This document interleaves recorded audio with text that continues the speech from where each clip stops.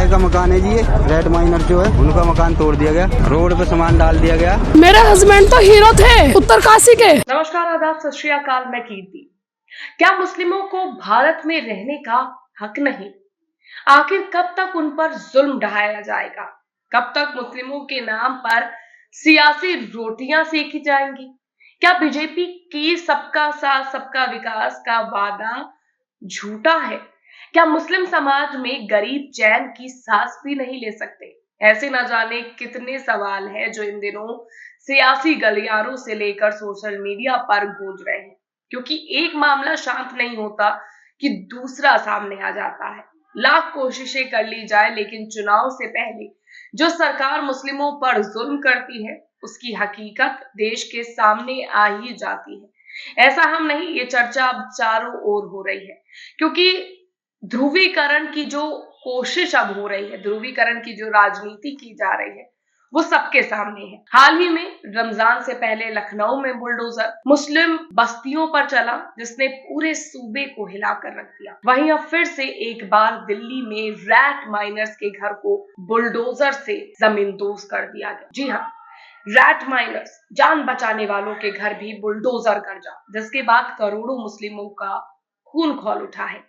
देश भर के तमाम मौलानाओं ने सरकार से बुलडोजर को लेकर आर पार करने की ठान ली है। AIMPLB से लेकर मौलाना अरशद मदनी ओवैसी ने सरकार को खुली चुनौती दे दी है, जिसने सबके होश उड़ा कर रख दिए हैं। ओवैसी ने तो ऐसी ऐसी बातें बोली हैं जिसके बाद से मोदी सरकार की भी रातों की नींद उड़ी हुई है, जिसके बारे में जानकर आप भी दंग रह जाएंगे। ऐसा नहीं कि ओवैसी ने ही मोर्चा खोला है, उनके साथ साथ मुस्लिमों के कद्दावर नेता इमरान प्रतापगढ़ी ने भी मुस्लिमों के हक हकूक के लिए सड़क पर उतरकर लड़ाई लड़ने का आह्वान किया है, जिसने सरकार की मुश्किलों को बढ़ा दिया है। क्योंकि एक और चुनाव का वक्त करीब है, तो वहीं दूसरी ओर मुस्लिमों के सड़क पर उतरने की बात ने दिग्गज नेताओं की टेंशन को बढ़ा दिया है।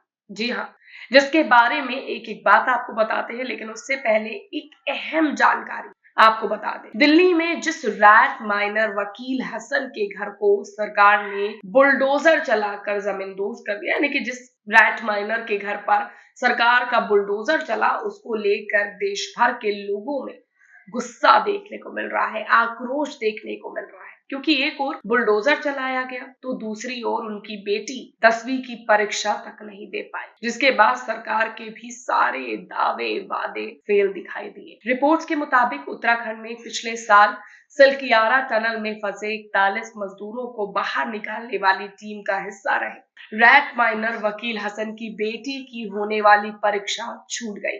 परिवार के सदस्यों ने दावा किया है कि परीक्षा छूटने की वजह उनका घर तोड़े जाना है।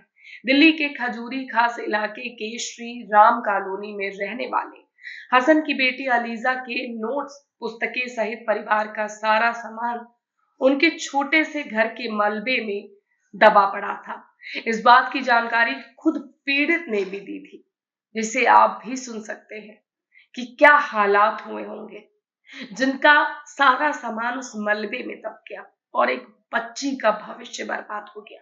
ये अंदर बैठी हुई थी, अंदर बैठने के बाद भी उन्होंने सारा तोड़ के सामान, कुछ टूटा हमारा अंदर ही, कुछ बाहर। बच्चों के रिजल्ट तक भी नहीं हम निकाल पाए, बच्चों के रिजल्ट भी हमारे अंदर ही, सब उसमें रह गए। अब हम कहाँ जाएंगे? सुना आपने, इस मामले में सबसे ज्यादा मुस्लिम नेताओं ने आवाज उठाई है, जिसके बाद सरकार को भी झुकना पड़ा।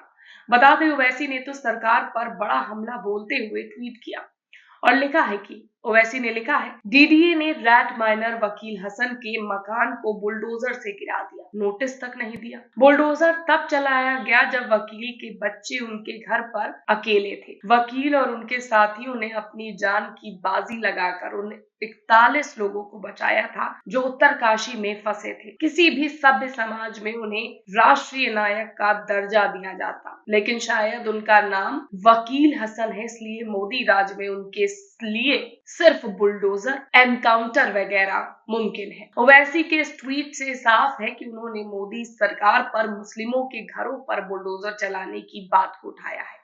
इसके साथ ही कांग्रेस के भी नेताओं ने रैट माइनर, जो देश के हीरो है, उनके लिए प्रियंका गांधी ने भी लिखा है कि मेरे हस्बैंड तो हीरो थे, उत्तरकाशी के 41 लोगों की जान बचाई थी उन्होंने, सब उन्हें सम्मान दे रहे थे, आज उस सम्मान के बदले मेरा मकान ले लिया। वकील हसन ने अपनी जान जोखिम में डालकर उत्तरकाशी सुरंग में फंसे मजदूरों की जान बचाई थी। तब अपने प्रचार के लिए भाजपा के बड़े बड़े नेताओं ने उनके साथ तस्वीरें खिंचवाई थी। जब प्रचार खत्म हो गया तो आज उसी वकील हसन को थाने में बंद कर दिया और उनका घर तोड़ दिया, उनके बच्चों के सिर से छत छीन ली। गरीबों का घर तोड़ना, उन्हें कुचलना, प्रताड़ित और अपमानित करना, ये अन्याय ही भाजपा के अन्याय काल की सच्चाई है। जनता इस अन्याय का जवाब जरूर देगी। ये तमाम बातें प्रियंका गांधी ने ट्वीट की हैं। प्रियंका के साथ इमरान प्रतापगढ़ी ने भी पीएम मोदी की खामोशी को लेकर सवाल उठाए हैं और उन्होंने एक वीडियो को पोस्ट करते हुए लिखा है कि जिस वकील हसन ने पिछले साल उत्तरकाशी में फंसे 41 लोगों की जान बचाई, उसे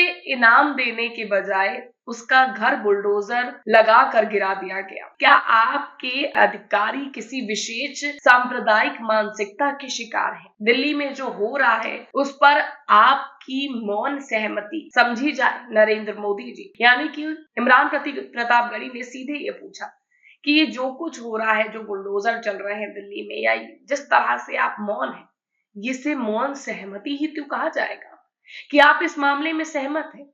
इस मामले में और भी लोगों ने अपनी राय को सोशल मीडिया पर रखा। एक यूजर ने ट्वीट करते हुए लिखा है कि मुसलमानों के घरों पर बुलडोजर चलाना और घर तोड़ना एक आम बात सी हो गई है। आज तक 90% बुलडोजर सिर्फ मुसलमानों के घर पर चले हैं, इसलिए कुछ लोग बुलडोजर की आरती उतारते हैं, बुलडोजर के साथ रैलियां निकालते हैं। मतलब एक सिर्फ वर्ग को खुश करने के लिए मुसलमानों के घर तोड़े जाते हैं, यानी कि राजनीतिक रोटियां सेकने के लिए या एक समुदाय को खुश करने के लिए लोग कह रहे हैं कि एक समुदाय को नीचे गिराया जा रहा है। एक और यूजर ने ट्वीट किया और लिखा है कि घर बनाने में जमाना लग जाता है, तुम्हें उजाड़ने में चंद मिनट। कोई ऐसी बेरहमी से तो किसी जानवर या किसी पंछी का भी घर नहीं उजाड़ता जैसे आप लोग इंसानों का उजाड़ देते हैं। बहुत दिल दुखता है ये सब देखकर। अल्लाह वकील हसन साहब और उनके परिवार को सब्र दे। यानी कि वाकई में तिल तिल जोड़ा आशियां पल भर में जमींदोज कर देते हैं ये लोग। वक्त मोहलत तक नहीं देते कि वो अपने घर का जोड़ा हुआ सामान कहीं और पहुंचा दे और वो मलबे में दब कर रह जाता है। अब बीजेपी राज में कैसे चुनाव से एन वक्त पहले मुस्लिमों के घरों को तबाह कराया जा रहा है आपके सामने है। इस पर आपकी क्या राय है कमेंट करके जरूर बताइएगा। वीडियो को लाइक और शेयर और चैनल को सब्सक्राइब करना मत भूलिएगा।